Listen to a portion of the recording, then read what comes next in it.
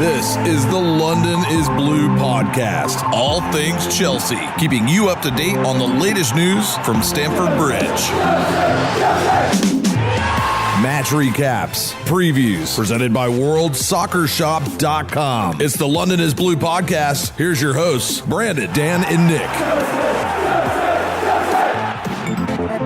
That's right, Chelsea fans, back at it again. We're here post Crystal Palace, bringing you the good news about Chelsea from the weekend, thankfully. As always, my co-host Dan and Nick joining us. Gentlemen, seemed like a pretty good weekend finally. There was sunshine. It was a little bit cold for us, but when the Blues win, it really just lifts the rest of the weekend. That is correct. You feel a bit more optimistic, Dan? Maybe? Well, what do you mean there was just sunshine? I don't understand what you're talking about. We have things called clouds and snow and rain here in Minnesota. Don't understand what you're talking about. That sounds ridiculous. Don't live on a beach, unfortunately. But, maybe you guys do out there, our listeners. Anyways, hoping everyone enjoyed their weekend, obviously, with most of us in the U.S. having the match kickoff a little bit later than usual. So I feel like the bars probably benefited from that quite a bit. Actually, so as we kind of walk into this, a lot of you are expecting Stamford Chidge to be here. Raymond Tavares actually tweeting at us saying, is Chidge excited to see you guys at the end of the month? So, Nick, let's go ahead and ask the man. we would. However, he was not able to join us today, so... it's Mother's Day in the UK. Different because I woke up in a moment of panic seeing people posting Mother's Day photos and wondering if I had forgotten, and then realizing it was just those in the UK. You do the quick text to mom. I love you. No, but so he was out celebrating Mother's Day. So unfortunately, is he? I think what the term is ghosted us, Dan, today. Is that right? You're an expert in language. I don't know if that's the term. I mean, he gets this new radio show, probably signing big deals, popping bottles with Jimmy Iovine, and now he doesn't have time for us. Maybe we'll have to see what his schedule looks like when we get to London. Maybe we'll get some time with him. I don't know, but you'll get the chance to enjoy the three of us then today. Yeah, so obviously we want you to all go out there and tweet at Stamford Chidge and let him know how upset you guys are that he didn't join us. But we'll definitely connect with them soon. So anyways, back to normal programming. Dan, catching up off some iTunes reviews. Looks like we had a bunch of love internationally this last couple weeks. Yeah, even though Stamford Chidge doesn't love us, people do across the world. And we got one from Sweden, Taco/Simon. We got one from Iceland, Gudon August, UK, Silas2511, Australia, Papa Dex, and then USA, Wuma. So some wonderful 5-star reviews. I really appreciate those in iTunes. And as always, you drop a little 5-star, we'll give you a little shout out at the beginning of the podcast. And the same thing goes with Patreon, obviously. Colton S. So this is fun. I'm going to let people choose who they get their shout out from. And Colton says, either Dan or Nick, because, quote, I'm from Kansas City, but also went to school and lived in Tampa for a long time as well, end quote. So, guys, who's claiming Colton on this one? We'll flip a coin, Dan. And and that's how we'll make that decision, because we are scientific and such. Awesome. That sounds like a fair way to do it. Very, very fair. But anyways, so again, Colton, thank you. You got a double shout out essentially from those guys, which is great. So, only love and appreciation at the beginning of our episodes. We appreciate everyone who gets involved with that. So with that being said, before we roll into the Crystal Palace match review, we do have our last friend shout out going on. Nick, World Soccer Shop. Correct. So if you go to World Soccer Shop, you go to the Chelsea page, go to the sale tab. They have put some new prices on home, away, and third kits, and even like player editions like Cesar Assist Piliqueta, Dan, or Eden Hazard. So it appears just by the naked eye that some of these are 20 to $30 off, which is a good deal, right?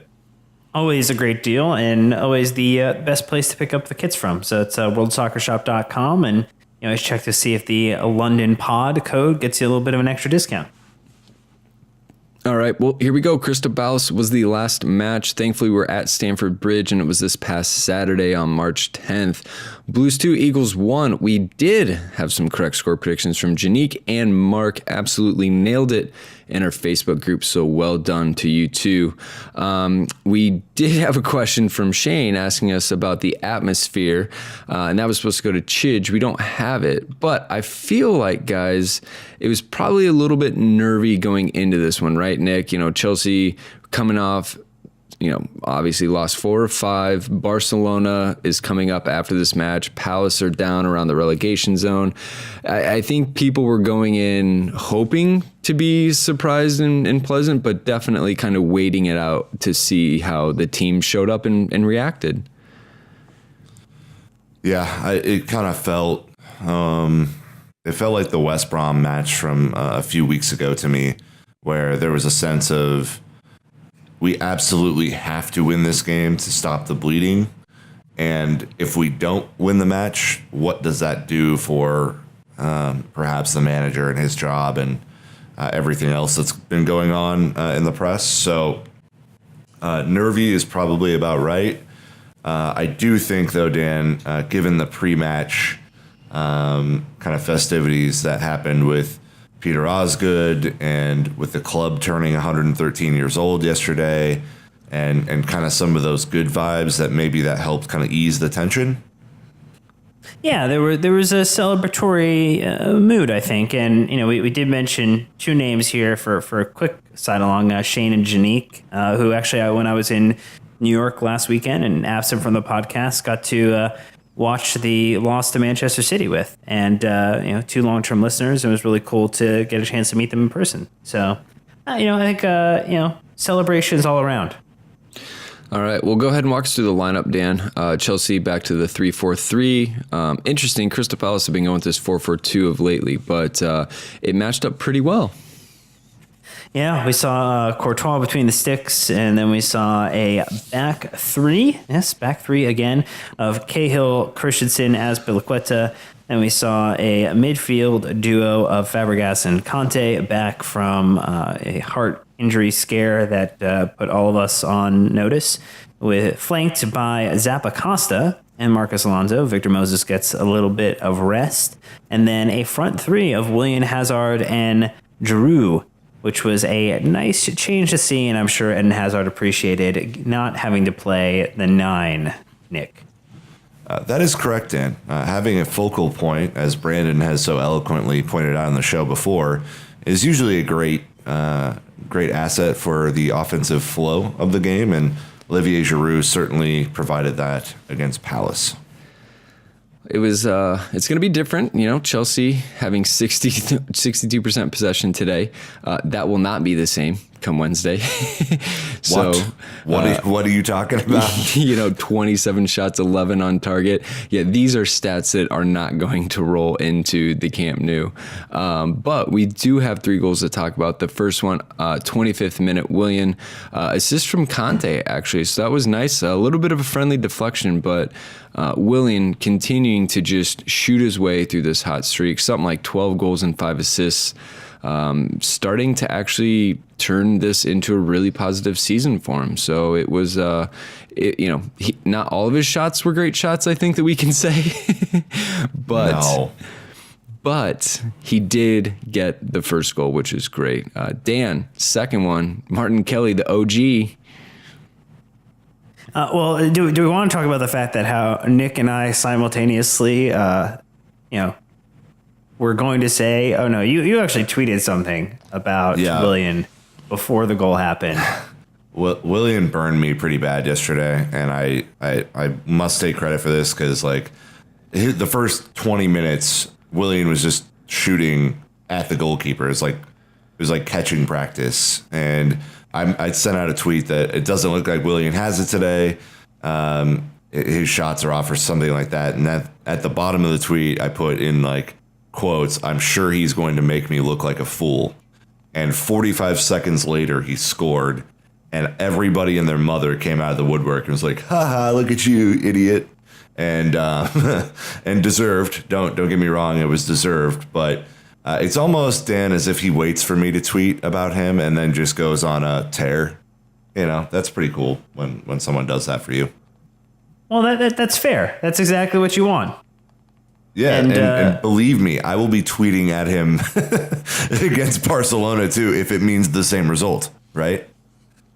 I would actually love for you to do that. And, you know, so then we need to get a second goal, and that was Alonso running up front, Willian making way for Hazard to let the ball, kind of lay off to Zappacosta, who then knocks it in pinball style off Kelly for a little bit of the own goal madness. And we never really looked back for better or worse until the 90th minute there, Brandon.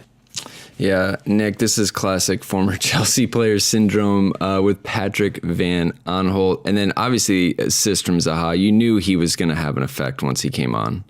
Yep. I was very, very frustrated with the second half performance. Chelsea were walking around, no sense of urgency, and, you know, Crystal Palace were playing for their lives. So you knew that they were going to come out in the second half with something. They had a few opportunities before the 90th minute goal to level things up. And then as soon as Zaha makes that run through the midfield, you're like, uh-oh. And the whole center back three collapse on him.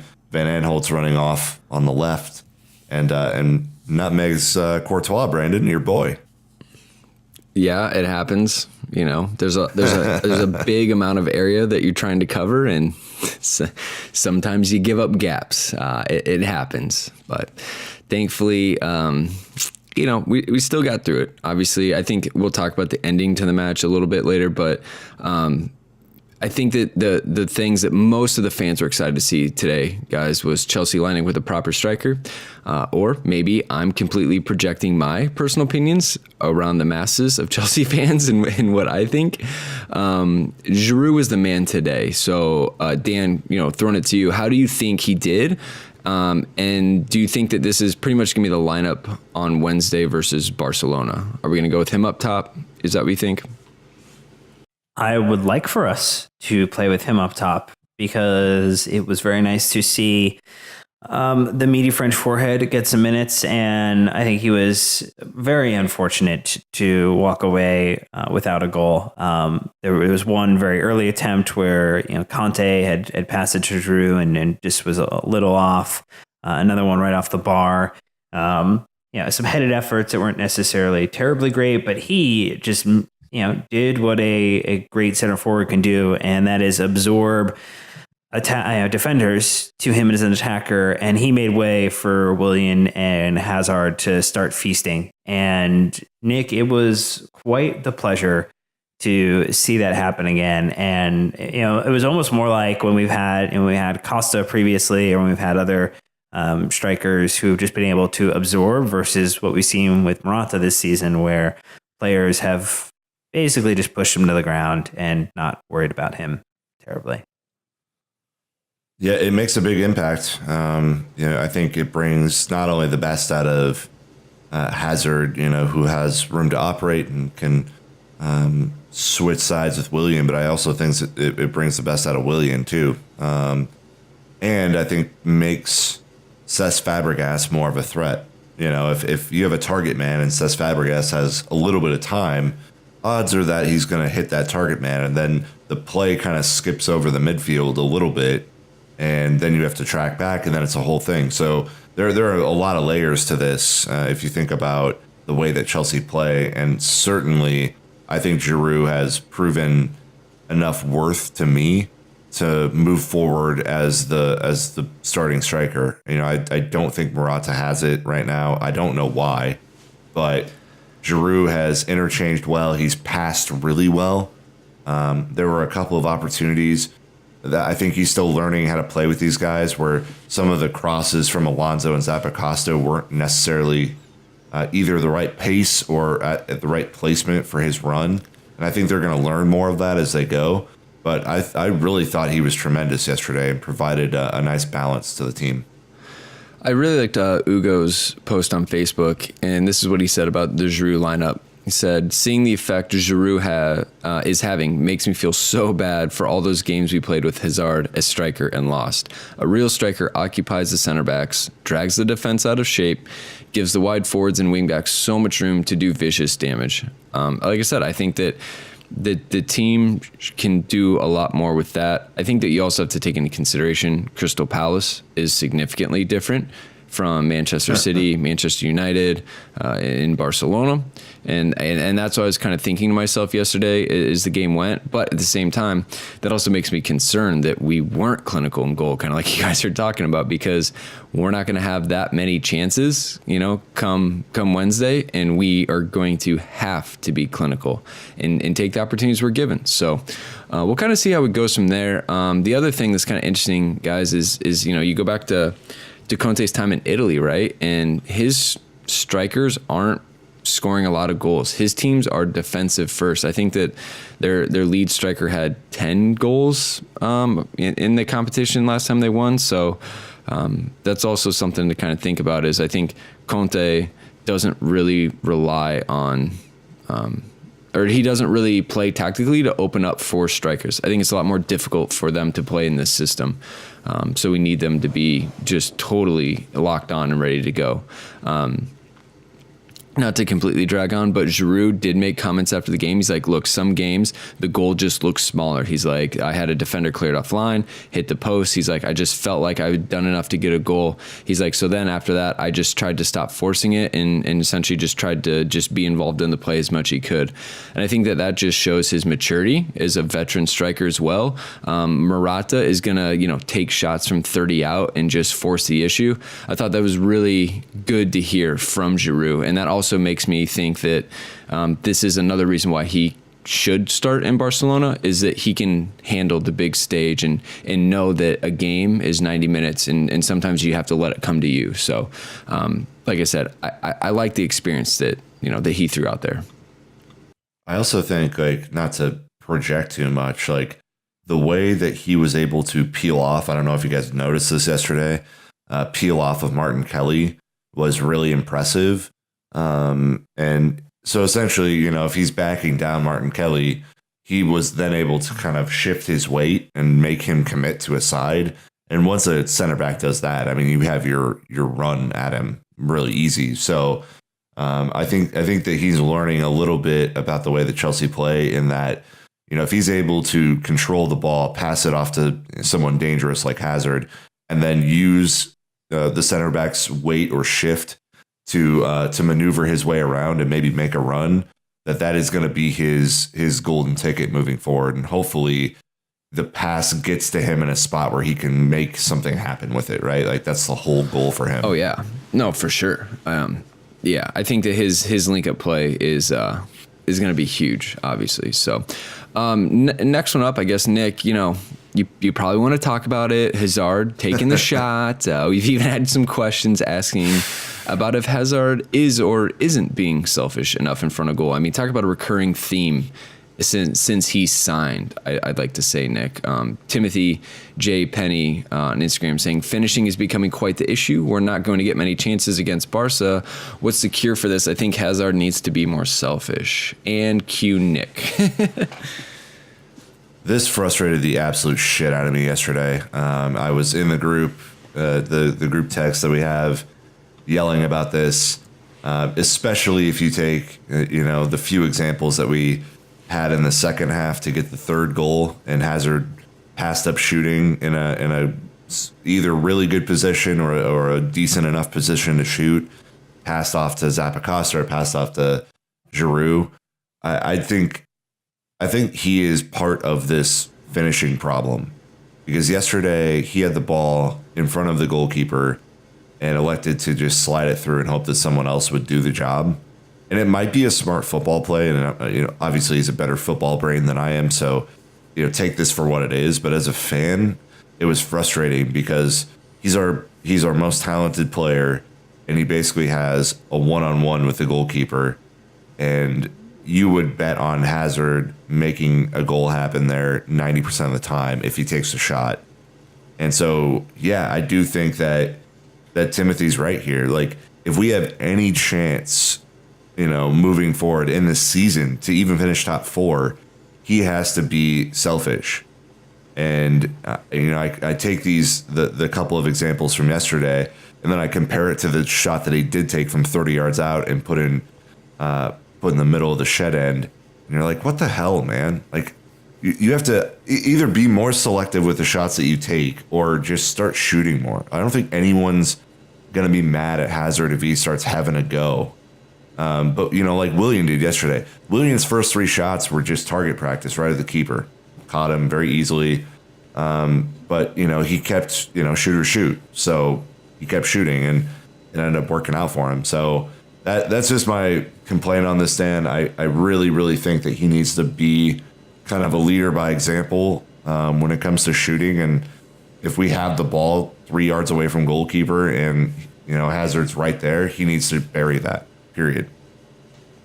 Yeah, you'd want to see him take the shots, but I think there's also a benefit to laying it off to players who are in form. Whether it's kind of off to Willian, Alonso is known to score, and part of the benefit of people gravitating towards Hazard or to Giroud is someone else is going to be either one-on-one or have a lot of free space to float into. I think a lot of the times he does make a good decision with it to put it off versus just allowing it to be a shot or a wasted opportunity. He did have one long-range attempt yesterday that sailed quite far over the top of the bar. Was a potentially nice souvenir for someone to take home versus buying a ball from the mega store. But I don't know. I don't think it is.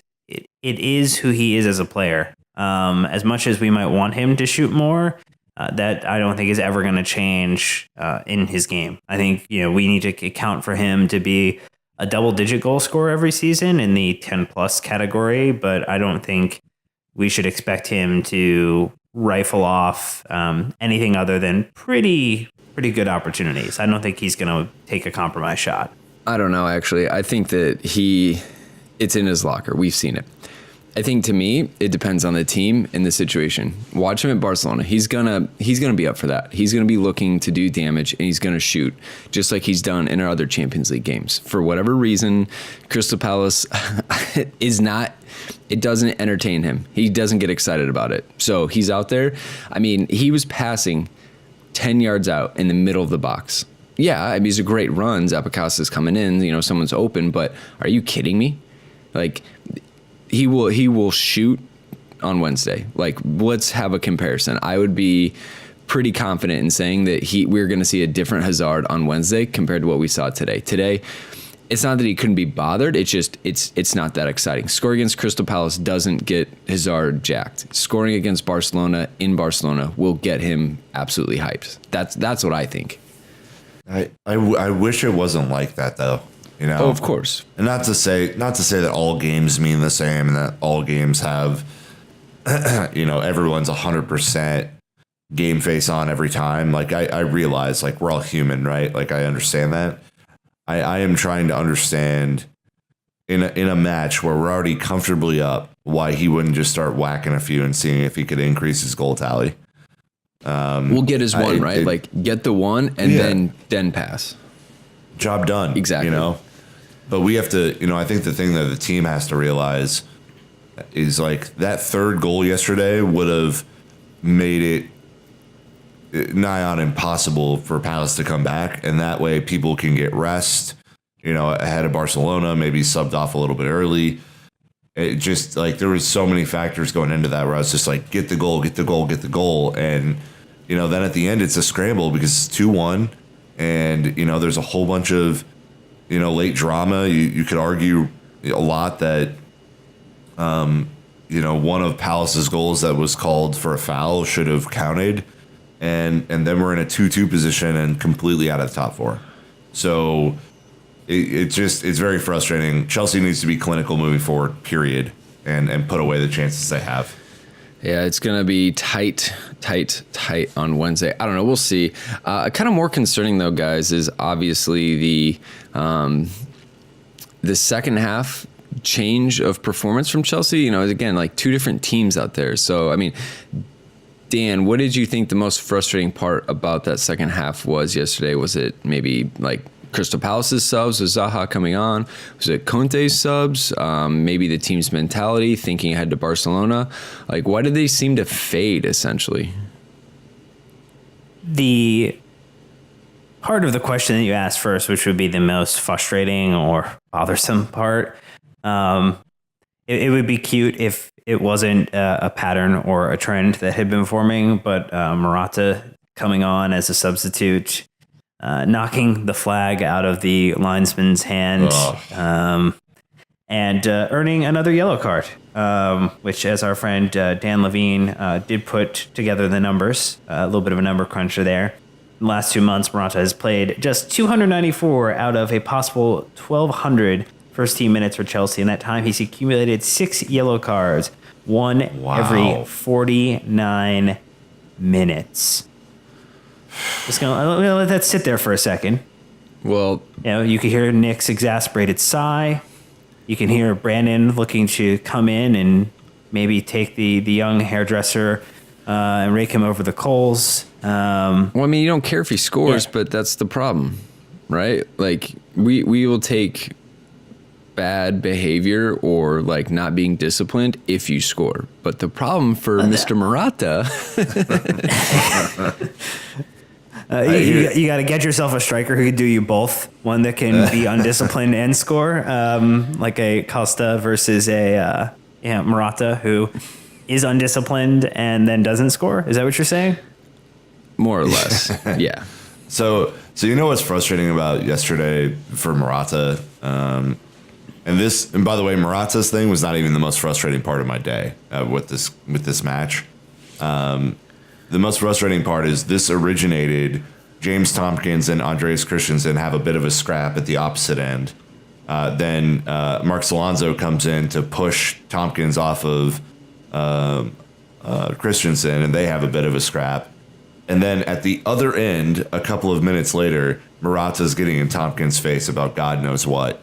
And neither Alonso or Christensen got a yellow, and yet Morata, a couple of minutes later, a day late and a buck short, gets a yellow, and then should have been sent off. Like, if we're completely honest about it, if this was another player, we would have been losing our minds. And someone from Barcelona, perhaps, who slaps the lineman's flag out of his hand. I've actually never seen that happen during a Chelsea match. I mean, it easily could have been a straight red, is what people are saying. By exactly. itself.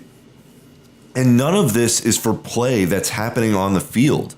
He's not making a slide tackle. He's not like celebrating and like drinking a beer in the stands or anything. It's like he's just a little bit of he's just very testy right now and can't control his emotions. And like, that's a liability, man. People are telling me that he should start against Barcelona. Are you out of your mind? Are you out of your mind right now? The dude can't control his emotions against Crystal Palace at the Bridge. How is he going to deal with 90,000 plus all whistling at him or any of Barcelona Piqué's interactions? How is he going to deal with that, Brandon? Like, it's nuts. I mean, that's why we're talking about Giroud, right? I mean, that's where the play has to be from the lineup standpoint. He's also an Arsenal guy. Or I'm sorry, I don't even know why I said that. I was looking at the table to see that Tottenham are still crushing Bournemouth. So I apologize, but he's a Real Madrid player. So it's going to be even more like picking on him, and he's going to feel even more pressure to perform against Barcelona. And right now, he's not in a good state mentally for this. At VFactor7 jumping in saying how many yellow cards is Morata actually on and how much of a difference will it make if he misses the Leicester and Spurs game. So he's not suspended at this point is the determining factor. So he will be available to play. At Rono Koki saying, what do we do with Morata going forward? I think you sit him down and just say, relax, man. Go to the spa, get a massage, have a day to yourself. Just don't force it. You're literally trying too hard. And then at Phil Tran saying, how long is a reasonable time to give Morata to come good before we admit that he isn't working out? Man, I think it's kind of credit to the team, and maybe not, but, Chelsea are okay playing essentially the second string striker they bought because he's in better form over the big marquee summer signing. I think that's pretty interesting that they're able and willing to do that. I think it's very level-headed. There's other clubs out there that will continue to do, use the 60 million, the 60 million pound signing, and Chelsea aren't. So I don't know. We'll have to see how that goes. Do you think that the subs yesterday? So that's what I kind of want to bring it back to, Dan. From the subs that were made, do you think that they worked? Do you think that they essentially, how are these guys going to come in and improve themselves? So you have Bakayoko, obviously we've talked about Morata, and then Pedro even got a couple of charity minutes at the end. What do you think of those guys? Just getting them minutes before Barca, how did they do? I thought you were going to make one last comment about how if you look at the stats for the season and you look at the Golden Boot race, which currently is tied between Harry Kane and Mohamed Salah, both at 24 goals apiece, that Morata is currently tied in 11th place behind one Glenn Murray, who has scored 11 goals for Brighthove. And the other large signing that we talk about would be Lukaku for United at 14 goals this season, and he has refound a little bit of form. Lacazette is at 9, just for kind of pointing out some of the comparisons there. So two of the 3 larger striker signings for this season have not done maybe as much as their new clubs would have hoped. Well, so there's where that stands. Not to dour the mood, but I think it's just important to realize that also Eden Hazard, who was injured for quite some time to start the season, is at 11 goals, one ahead of Morata's contribution in the Premier League. Yeah, well, and also, I think to Phil's greater point, you don't buy Morata to test him out for a season and then ship him off somewhere else. He's a long-term project, and it could very well be that Chelsea have a different manager and a different style next year that fit his strengths, and he goes bananas and scores 30 goals. Absolutely. It could very well be that scenario. I know it's frustrating now. Clearly, I just went on a rant about how undisciplined he is, or has been over the last few weeks. But I don't think everyone should be like, oh, we need a new striker now. Let's wait and see a little bit. Certainly, if we can go out and get someone better than him, the club should do that, period, because that's the best thing for the team. But I don't think you just quit on him now, right? I think he needs a shoulder to lean on. I think he needs some expertise about the Premier League over the summer, and I think he'll be fine. But there's certainly some things, Brandon, that need to be out of his game for him to be successful, and you just need to work on those things. So you know what I thought was really interesting this week? John Terry visited Cobham.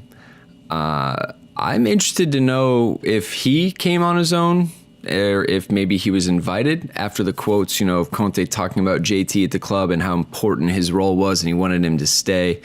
I wonder if Conte maybe reached out and, hit JT up in the Instagram DMs and it was like, hey, man, things aren't going so hot. I could really use you and some of that experience and that veteran status you have in the locker room right now.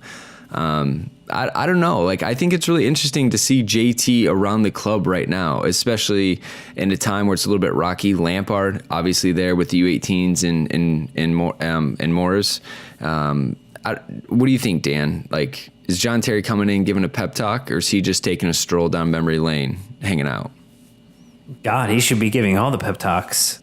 There was the one photo of him addressing the locker room, and you could see just his veins popping out of his necks, and you can kind of visualize how audible and how loud he's turned up his voice in that moment. And man, if he wasn't playing for Aston Villa, regularly and continuing to help them, obtain clean sheets and continue to advance kind of some of the personal accolades for his career as a footballer. I would want him giving the pep talk every single week. I would want him around the training ground. And, you look at the fact that Lampard has been pretty much hanging out around the club since, the late part of last year through now. Has kind of been seen around the U18s and around Jody Morris. And there was the little bit of a clip where he was talking to Ruben Loftus-Cheek the other day while he's been rehabbing at the club from his time at Crystal Palace, and you get the sense that this is the point in time where the club has some realization that the tethering of their future to this incredible past that they've put together with the likes of Ballack, Essien, Lampard, Terry, Ashley Cole, that they have to start infusing that into the hierarchy of our club. That doesn't mean that they're going to go be on the board. It doesn't mean that they're going to be the next technical director, but through coaching positions, through inclusion in our academy, that is going to do so much to infuse a stronger mentality in this club. And I think the thing is, it's planting a seed today that's not going to bloom immediately. And I think that's the thing that we want an immediate change to the steel and the mentality of this team. That's not going to happen through the end of the season. If you're hoping that somehow the fight and the drive and the desire for this team is going to change between now and the next 8, 9, 10 games of the season, you're hoping for a little too much. But if you want to say that the club is intelligently putting together a plan to bring these individuals back into the fold, to start to build a real identity and DNA of what it means to be Chelsea into the players, then I think that is what they're doing, and I'm excited about it. Lampard just completed his UEFA A license as well. So there's that little nugget for everyone to chew on. Yeah, he's ready to go. And he is not shy about stating his intentions, which is great to see. So, all right. Well, anything else you guys want to touch on with this match, or should we just roll into the man of the match poll? Nick, anything? No, I'm good. All right, Dan, if not, you can go ahead and introduce this thing. Let me give Chidge any comments. Ooh. He said the roast was wonderful. His mom enjoyed it a bunch, and good stuff. Good stuff. Driving back, so hope he's doing well. Man of the match, though. Man of the match, Willian, 78%. Hazard, 8%. Conte, 7%. Zappacosta, 7%. Didn't feel like it was a day to kind of make any humorous jokes. Felt like it was just down to the business, which is what we did, and 3 points. Just like Tottenham scored 3 points today. Yeah, sadly. Thanks, Bournemouth. So the table as it stands, Man City played one game less than the rest of us and are still running away with it on 78 points. United in second on 65. Tottenham, as Dan mentioned, won today, so they've jumped up to third on 61 points, and Liverpool fourth on 60. Everyone in the 60s there, and then Chelsea coming up in fifth on 56, Arsenal on 48 in sixth place. So obviously the next league match we have will be against Tottenham, and that will be a massive, massive match that thankfully we are going to be at, Nick. It is less than 3 weeks away. We thought we had our act together. Turns out we're still scrambling to get our lives in order to go to London. One quick note, though, is that out injured from that game, Ali gets injured, Kane gets injured, and Rose gets injured. Wow, really? It is 3 weeks away, but that could derail the Spurs, because, as we know, they do like to bottle things, as it were, whether it be top four, whether it be a match at the Bridge. And we can go watch the bottling together, Nicholas, in person. The one of the most fun parts of our spring trip last year, and this is just kind of a little tangent, but was the Friday night. Our match was against Middlesbrough on the Monday, and we went out on the Friday night where we saw Tottenham lose to West Ham, and essentially that ended their title run. And we had so much fun doing that. It was amazing. So to see it in person this time would just be incredible. Plus, if you look at the math here, it's pretty damn well needed that we need to win this. If Tottenham wins it, we're in real trouble. So that leads into our trip, Brandon. Less than 3 weeks away. We still have, there's a little bit of uncertainty about the schedule because I don't know if you guys have heard this. We're playing Barcelona on Wednesday. Have you guys heard anything about this?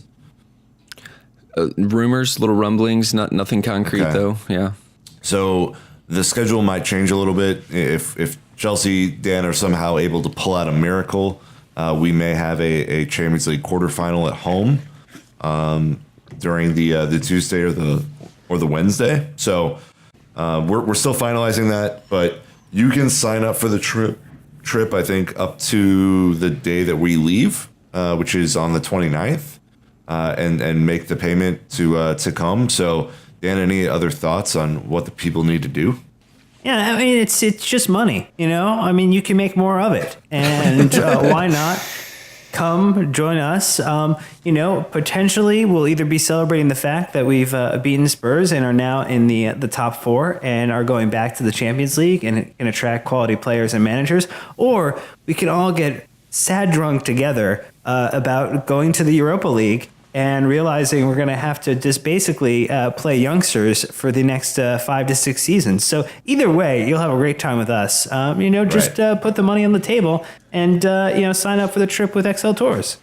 Yeah, I think we had a couple more join up on our trip this week. So if you have any questions, again, DM us, email us. The email is contact@londonisbluepodcast.com. We will take care of you. We'll connect you with the XL Tours folks. They're really easy to work with. So part 2, Brandon, let's roll. Yeah, so social media questions time. Exciting new little addition to this, actually. So we are going to be taking live, or well, I guess not live. We're going to take audio questions. So now you can record and leave a voice message for us on our website using Yappa. It is built by a massive Chelsea fan. Kieran has been doing awesome helping us get it up and running. So we're going to play our first Yappa question from Dexter right now, and I will tell you how to leave your own right after. Hey guys, it's Dexter from the LA Chelsea Blues. I'm wondering if what do you think about the visit from Lampard and Terry this week? Do you think it had a positive effect on the team morale leading up to this game? All right. So as you know, you guys can hear Dexter from the LA Blues. Pumped to have him. Just head to our website, londonisbluepodcast.com/questions, and you can leave your question there. But gentlemen, let's get into it. So obviously I kind of hinted at it earlier, but how do you not, kind of talk about JT and Lamps at the club, went their training ground? But Nick, what do you think from a morale standpoint? Are those guys really having an effect leading up to Barcelona? Yeah, and I would hope it's a calming effect. There's been a lot of rumors and a lot of drama kind of around the club, which is nothing new. I mean, Chelsea's kind of drama FC when it comes to some of the tabloid headlines and things. But I would hope that it's just a calming effect. Lampard's been around the club for a little bit longer, in the last, 6 to 8 months. So he's been hovering around. But to have JT come back, for those two to be, seen in photos together, I'm sure, Dan, that they were able to chat with the club, chat with the players, understand kind of some of the frustrations, and hopefully just be able to kind of man to man be like, hey, don't worry about this. We've been there before, remember? Yeah, they will always have a positive impact, with like a cup of coffee to a just risen Nicholas. It awakens the mind, the soul, the body, and I think that's what the impact of these Chelsea legends popping up on up and over at Cobham tend to have for the players and everyone around them. Awesome. Well, completely shifting, a question from Zane on Instagram saying, if you had to liken Olivier Giroud to an animal, which animal would he be? Dan, I mean, this seems to be like a thing you'd be good at. I mean, what do you think? Wait. Why would it be a thing I'm good at? Just curious. Like, what's the you logic likened behind Chelsea there? players to Pokemon about a year and a half ago. Yeah, do you remember that? I thought we buried that Yeah, one. that was That was didn't not work. well That loved. didn't work. Here's another That did not go opportunity. over well. Here's another opportunity to piss off a bunch of people with a animal selection. And go like the Napoleon Dynamite, like Liger or something. I was thinking like one of those birds with like the crazy poof hair. I mean, it just makes sense. He's got that thing going on up top. You know, he's peacocking on the field all the time. Just that's where I was thinking. I don't know. That's a good question. Maybe like I don't know. I feel like a rhinoceros for some reason just jumps out to me. You know, strong, moves forward. When he gets moving, he's gotten a lot of bit of kind of. It's hard for people to kind of take him down. You know, likes to kind of go full steam ahead, and I'm gonna go with the rhino. All right. Okay. I'm gonna go with a frog. Not because of size, just because of leaping real ability. Real typical. Leaping because ability. He's French, and, huh? Because he's French. Yep. Yeah. Yep. Real There I inspiring. go. Real There inspiring. I go. Well, back to football. Clearly, no one should ever ask us to do these type of games ever again. Please, please Have don't the answers ask. scared you off yet? Because if not, we have worse answers next time. Well, I like that. I mean, Mike just jumped in on Skype. He's saying hyena. I could see that, the poaching side of it. Just looking for scraps in the box. See, that's why he's creative, Yeah. man. Like, that's the Because deal. he laughed That's nice. his way Nope, I'm stopping it. from the Emirates no, all no. the way Plug on to this. Stamford All right. Bridge. Reed on Instagram saying it is obvious to him that Hazard and Conte have no relationship anymore. It's also obvious to him that the false nine has destroyed any form Hazard had. What can be done to bring Hazard back into the fold? Does Conte need to go before the end of the season? Is Hazard off to Madrid if Conte stays until then? Are both of them gone by August? Nick, I'm just going to go ahead and press mute, and I'll be back in 10. All right, yeah. How much time do we have here? Reed, what's up, man? I think the first answer is pretty obvious. Like, there's no even handshake when Hazard comes off anymore. That's kind of a bummer to see.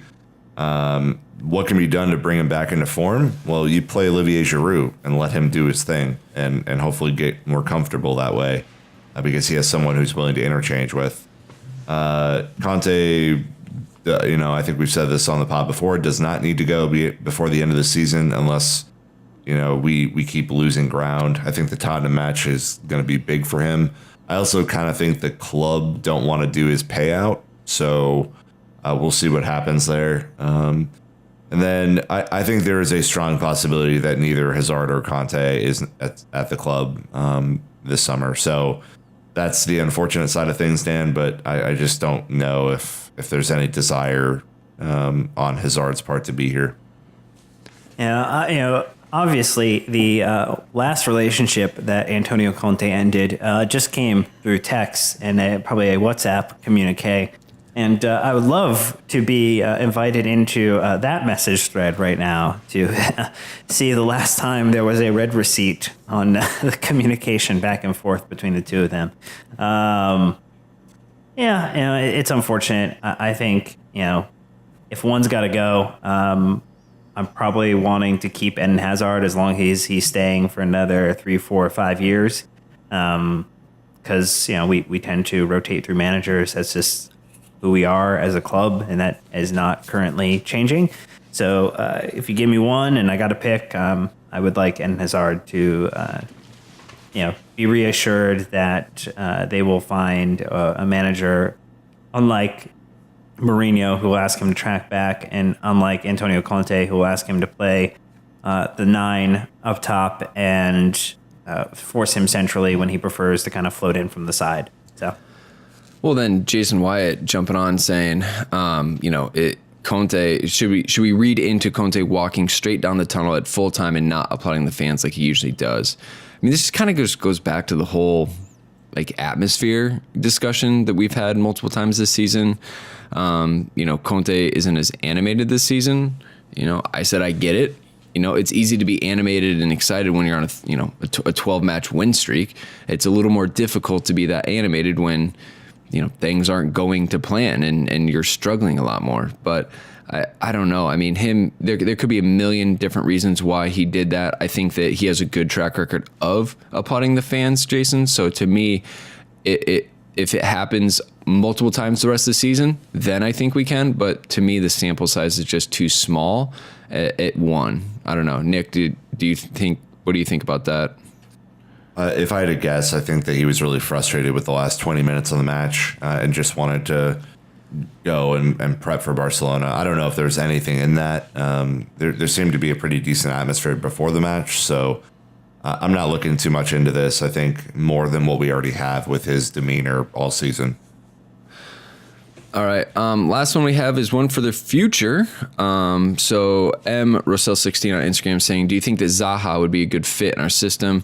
Then he just goes on to say, obviously it'd be a waste of talent if he stayed at Palace if they get relegated. I think it's safe to say, Dan, that Zaha will not stay at Palace if they get relegated. He will definitely be sold for profit as they try to balance their books because he's probably on decent wages. Probably on decent wages, and he's English, which, would fit with Brexit FC mentality. So that would potentially work very well for us. Good record of injuries as he's coming off one. Great record of injuries right now. Really, it just seems like the perfect signing. Get him on the cheap. Go to the pound store and get a discount price. Yeah, I mean, he does seem to play a little bit more on the left, which, is Hazard's place. And, he does play a little on the right or, can play more centrally. So I don't know if he necessarily fits perfectly. But I would imagine Chelsea would sniff around. But I could also see other clubs kind of coming in and willing to offer more for him. So I would not get super excited about Zaha joining the Blues this summer. I literally have a million other things that I'm worried about right now other than summer signings at this point. But I appreciate you keeping the scouting network up and running. We're always going to need that. But anyways, thank you guys for your questions again. You can now submit your own voice audio questions. Head to our website, londonisbluepodcast.com/questions for that. But it's time to wrap this one up. So real quick, Nick, for all of our friends who maybe have already forgotten our code at World Soccer Shop, what is it and what does it get them? It is London Pod, all one word, 10% off of your order, regardless of what you get. So you could use this thing for some free customization if you're looking to get that Assist Piliqueta kit. Dan, you could also just buy a bulk of things and get 10% off. What are you using it for? I would potentially use it for some new boots. That might be a good thing to do too, because it's not just on Chelsea gear. If you got some general stuff you need to buy for when you and your friends go out to the pitch, you can pick those up from worldsoccershop.com as well. Awesome. Well, in case you haven't heard, Chelsea are playing Barcelona in the Champions League second leg at the Camp Nou, and it'll be this coming Wednesday, March 14th. I mean, honestly, guys, I just think we should take the afternoon off. I mean, no hiding this one. Like, get to the pub, do it the right way, be able to yell and scream when we take the result at the very end in advance. I mean, right? That's how it's playing out. Yes, it is.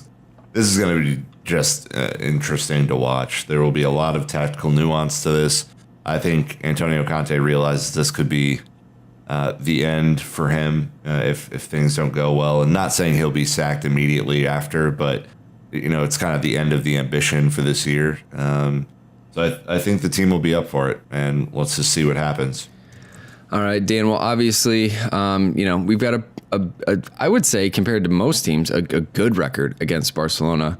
The questions are always, is it going to be Giroud or Morata? I think we've given our, our ideas and opinions on that. But, as far as it goes, this is the big one. As far as a season determining factor, to me, this will determine if this season will be deemed a success or not, to me. Yeah, I think, you should go into this one not expecting a win. And that way you are hopefully pleasantly surprised if something else happens, matter of fact. But I think, Giroud up front. I think Willian and Hazard. I think you have to play with the players who are in form, who are going to give you the best opportunity to win. Obviously, there's an FA Cup match that comes up after this, which we got to kind of consider there from a little bit of a rotation standpoint. But no, you don't. No, you don't. I said just a little bit. I'm not saying like you're not gonna you're gonna put Pedro in for the first 30 minutes. It's Leicester City, man. Like, we beat them.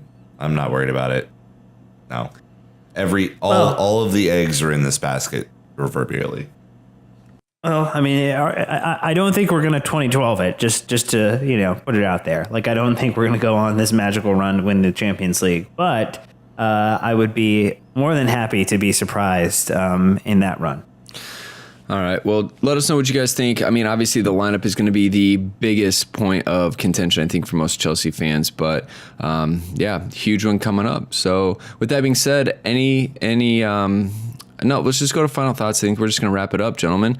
I would like to start, as I never do, with a shout out to Petr Cech, who just got his 200th Premier League clean sheet.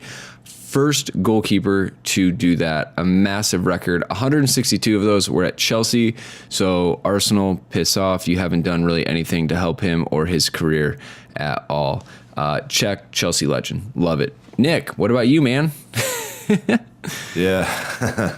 Goalkeepers Union. Nice. Forever. We love Petr Cech, obviously. My thing is going to be the mentality of the team going into Barcelona. It will be the hardest thing they do all year if they can get a result out of this. And it will also be the most worth it thing that they've done all year if they can get a result out of this game. So I am hoping they show the same level of resilience, of mental acuity, that they're able to stand the test of a cauldron of Barcelona fans. And that, essentially that we have enough quality to get a 1-0 or a 2-2 draw to squeak out of this deal, and then see what happens after that. But that's my final thought. Awesome. Dan, over to you. Yeah, from a larger footballing world perspective, if you haven't paid attention to what's going on in Italy, the Fiorentina captain Davide Astori passed away at 31. Which is pretty terrible. And the way that the club and their fans honored his memory and his passing today, just a beautiful gesture. The way the whole entire stadium kind of put that together. The entire 13th minute was taken off of the match. If you can find some video of it online, I'm sure it's on ESPN and other large websites at this point. But just amazing to kind of see how obviously this sport brings people together just as much as it divides people apart between Morata and Giroud fans. So excellent effort by the club there. I will say, I think the Italian league and specifically Fiorentina have done such an incredible job of honoring his legacy. And I think England can learn something from this. And I hope they do. All right. Well, I think that's going to go ahead and wrap it up. Anyways, Chelsea fans, thank you so much for listening. We will be back Wednesday after the Barcelona match, so look forward to that. But until next time, Chelsea fans, you know what to do. Keep the blue flag flying high. If you don't want the conversation to stop, make sure to follow the London is Blue podcast on Facebook, Instagram, and Twitter. And if you want to support the pod, you can leave a 5-star review in iTunes or donate on patreon.com. The London is Blue podcast, presented by WorldSoccerShop.com.